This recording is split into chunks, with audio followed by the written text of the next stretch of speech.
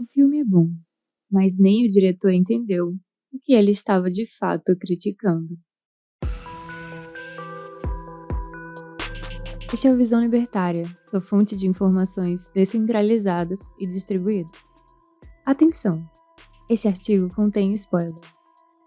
O Expresso do Amanhã é um filme de ficção científica dirigido pelo cineasta sul-coreano Bong Joon-ho, lançado em 2013, baseado em uma história em quadrinhos de 1982. Esse filme, como a maior parte do trabalho do diretor, é uma intenção de crítica ao capitalismo. Quando lançado, o filme foi tratado como um retrato de luta de classes ou como uma alegoria ao sistema capitalista, na qual uma sociedade é dividida entre possuídos e despossuídos, os oprimidos e os opressores. E toda tentativa de mudança ameaça tirar a sociedade dos trilhos, literalmente nesse caso. Contudo, a sociedade de O Expresso do Amanhã está longe de qualquer coisa que possamos chamar de capitalismo. Mais longe ainda do que seria o capitalismo de livre mercado.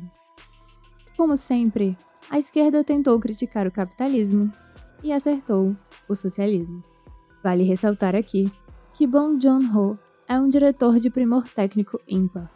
A qualidade técnica do filme é realmente excepcional. E o problema do filme também nem chega a ser o conteúdo. Ele é válido. Uma belíssima crítica à pretensão socialista de achar que pode planejar a sociedade. O problema é a interpretação equivocada que costumam fazer, tanto sobre o filme, quanto sobre o capitalismo. Tendo em vista os trabalhos mais recentes do diretor, ele tinha realmente a intenção de criticar o capitalismo. Mal sabe ele que ainda não entendeu o que é capitalismo. Dito isso, vamos ao filme. O filme se passa em um futuro próximo no ano de 2031, em um cenário pós-apocalíptico. Por volta de 13 anos antes dos acontecimentos do filme, em resposta ao aquecimento global provocado pelo homem, 79 países soltaram uma substância chamada CW7 na atmosfera. Ironicamente, essa substância teve efeitos tão fortes que acabou congelando o planeta inteiro, o que quase exterminou a humanidade. O breve trecho do filme em que essa passagem é contada já nos diz que, como sempre, os estados falharam em executar qualquer solução eficiente. Pelo contrário, apenas pioraram as coisas. Lembram de uma certa doença e uma certa resposta estatal? Ou talvez as inúmeras interferências feitas por bancos centrais para salvar a economia? Ou as regulações trabalhistas feitas para salvar os trabalhadores da exploração burguesa? Enfim, a lista é imensa e a metáfora é perfeita. As únicas pessoas que conseguiram sobreviver ao desastre foram aquelas que entraram a bordo do Snowpiercer, um trem em constante movimento que percorre um trilho de extensão global, passando por todos os continentes e fecha uma volta ao mundo a cada um ano. Da forma menos sutil possível de retratar classes sociais, as pessoas ricas vivem luxuosamente nos primeiros vagões do trem, e as pessoas pobres vivem miseravelmente como sardinhas enlatadas na traseira do trem, alimentadas com barras de proteína feitas à base de baratas. Não há muitos detalhes sobre o funcionamento político-econômico dentro do trem, mas podemos ver claramente no decorrer do filme que a vida das pessoas é controlada pelo maquinista do trem, tudo em nome de uma estabilidade e equilíbrio pretensamente eternos. É nesse contexto que encontramos o protagonista, Curtis. Ele é um homem do tipo revolucionário, que vive no último vagão do trem e recebe conselhos e instruções de seu mentor, Gillian. Ele está decidido a realizar uma revolução, chegar até o primeiro vagão e tomar o poder do governo do trem. Segundo Curtis, quando eles estiverem na locomotiva, no governo do trem, as coisas seriam diferentes e eles governariam de forma justa. Para entender melhor a organização da sociedade nesse trem, ouvimos um discurso como parte de uma punição. No início do filme, quando algumas crianças são tiradas de seus pais à força para trabalharem como escravas, um pai reage jogando um sapato na mulher que escolheu as crianças. Ele é imediatamente punido. Seu braço é colocado para fora do trem para congelar e ser posteriormente arrancado a marteladas. Enquanto o braço do homem congela, ouvimos um discurso sobre a mentalidade da sociedade dentro do trem. Nós devemos todos ocupar nossas posições previamente determinadas. Você usaria um sapato na cabeça? Claro que não. Cabeça não é lugar de sapato. E o discurso continua. Um chapéu pertence à cabeça. Eu uso um chapéu. Vocês usam sapato. Eu pertenço à cabeça. Vocês pertencem ao pé. E assim, a ministra argumenta que a ordem eterna será mantida. Ordem essa garantida pelo motor sagrado que mantém o trem em constante movimento. E quando o pé tenta se colocar na cabeça, essa ordem sagrada é violada. Tudo no trem existe sob a desculpa de necessidade da ordem e da estabilidade. Aqueles no poder estão simplesmente tentando garantir a proteção do coletivo, fazendo com que o trem não pare e não se esgote os recursos, mesmo que isso signifique arrancar o braço de um homem a marteladas, escravizar crianças e matar inocentes. Nada pode acontecer que perturbe a ordem eterna do trem. Mas, espera, não tem nada no capitalismo sobre ordem eterna, castas pré-determinadas ou escravidão infantil. A conversa de que a humanidade irá chegar ao fim da história, um momento de desenvolvimento que nunca mais vai mudar e será tudo perfeito, é parte justamente da antítese do capitalismo, o comunismo. Segundo a teoria marxista, o comunismo é o estágio final e eterno da sociedade humana. É no socialismo que haviam campos de trabalho forçado e as pessoas tinham posições pré-ordenadas pelo partido. São os ideais coletivistas do socialismo que pregam que o sacrifício de alguns indivíduos em nome do bem comum não é só tolerável, como deve ser encorajado como dever moral. No trem Snowpiercer, tudo deve ser previamente determinado e calculado centralmente. O resultado, claro, é que algumas pessoas passam fome e vivem na miséria. Não existe planejamento central no capitalismo. É justamente o socialismo que prega que os governantes iluminados devam calcular a economia e a vida das pessoas. Durante o filme, Curtis lidera uma revolta sangrenta com o objetivo de tomar a locomotiva do trem.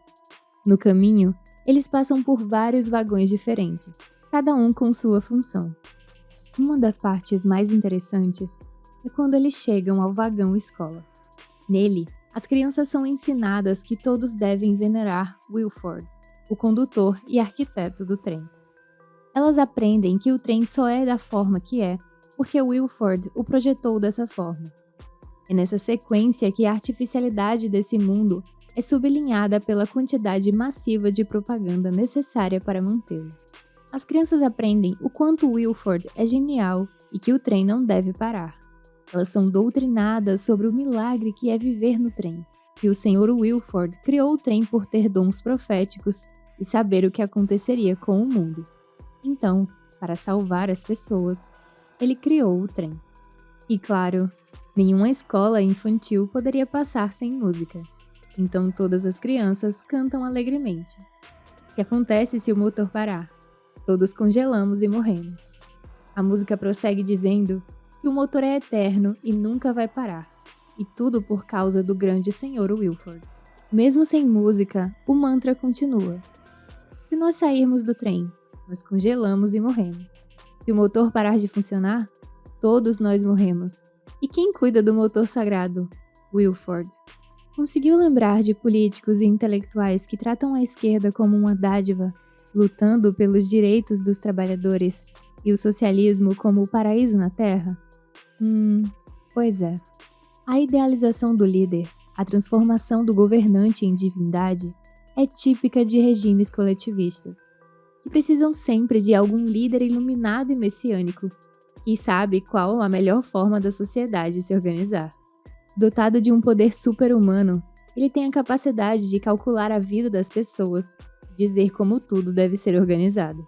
Ele lidera o partido e a elite burocrática, que sabem, com certeza, a melhor forma de manter a estabilidade. O motor do trem é o Partido Comunista. tudo flui do motor sagrado, todas as coisas em seu lugar, todos os passageiros em suas seções. É o que diz a ministra no início do filme. E Wilford é o líder do partido. E antes que digam que os libertários idolatram o mercado, digo que não. Nós apenas reconhecemos que o livre mercado é a melhor forma de alocar recursos escassos em uma sociedade. Finalmente, no final do filme, depois que quase todas as forças de sua revolução estavam mortas, Curtis encontra Wilford na locomotiva. Wilford explica que toda a revolução de Curtis, assim como todas as outras que o precederam, eram parte de um plano de controle populacional, inclusive com a ajuda e participação de Gillian, o mentor de Curtis. Tudo parte do plano projetado para manter a estabilidade social e a longevidade do trem. Ou seja, o sacrifício de inúmeras pessoas para manter o famigerado bem comum, para manter todas as pessoas em seus devidos lugares, os lugares calculados pelo brilhante Wilford. O problema é que Wilford já está velho e não deixou herdeiros. E, agora que Curtis sabe toda a verdade, ele deve assumir sua posição como comandante da locomotiva e planejador central do trem e de seus passageiros. Contudo, Curtis recusa a oferta e um de seus companheiros explode a porta de saída, o que causa uma avalanche que descarrilha o trem e aparentemente mata todos a bordo, exceto 2 crianças. Elas representam justamente o futuro, ou a esperança, de um futuro livre. E aqui o filme fecha sua mensagem revolucionária. Curiosamente, não é uma revolução contra o capitalismo, mas sim contra o socialismo e o planejamento central. Não se pode dizer que um mundo em que as pessoas são despidas de suas liberdades individuais, em que são proibidas de produzir, é capitalista. É inevitável. Sempre que tentam criticar o capitalismo, a esquerda só consegue encontrar aqueles pontos distorcidos causados pela própria esquerda e pelo socialismo. Já virou rotina os socialistas pedirem mais intervenção estatal e políticas públicas apenas para dar tudo errado e depois dizerem que foi culpa do capitalismo e do livre mercado. Obrigada por sua audiência. Esse artigo foi sugerido e escrito por Capivara Rapaz. Se você gostou desse vídeo, clique no ícone de curtir abaixo e compartilhe em sua rede social. Se deseja ser notificado de outros vídeos, inscreva-se no canal e depois clique no ícone de campainha. Escreva artigos você também, acesse o nosso site visãolibertaria.com. Até a próxima!